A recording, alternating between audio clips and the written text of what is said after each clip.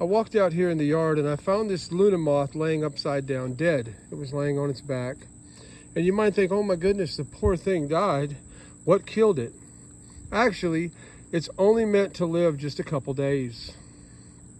Once this caterpillar lives for a few months as a caterpillar and molts 4 times, turns into a cocoon. When the cocoon hatches out into this beautiful moth, the moth has one purpose: to find a mate, lay eggs, and die. If you see this moth flying around your light, you might think he looks so confused. He looks like he doesn't know what he's doing.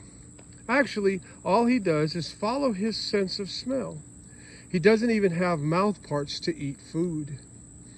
He flies in a zigzag pattern until he smells the pheromone of the opposite sex of his type of moth. And they meet, and they breed, and then the moth lays eggs and it dies. So it does this in just 2 to 4 days. The moth is dead. If you look at the wings here, you see like 2 sets of eyes on the wings. You see the set of eyes on the lower wings instead of eyes on the top wings. This is God's way of protecting this moth from predators. As it's flying around for its 2 days of living, if something goes to eat it, it will see the eyes looking back at it. A lot of times these moths have eyes that look just like the eyes of an owl. But these eye spots are just to deter predators. Of course, the moth has no idea what an owl is. It only lives for 2 days. It has one purpose: to reproduce and die.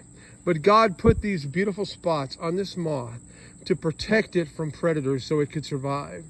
Now, why God created these fantastic animals without even mouth parts to eat, that's only mission is to lay eggs and die, I have no idea.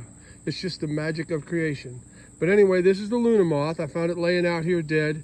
And if you wonder why you find a dead one, they only live a couple days.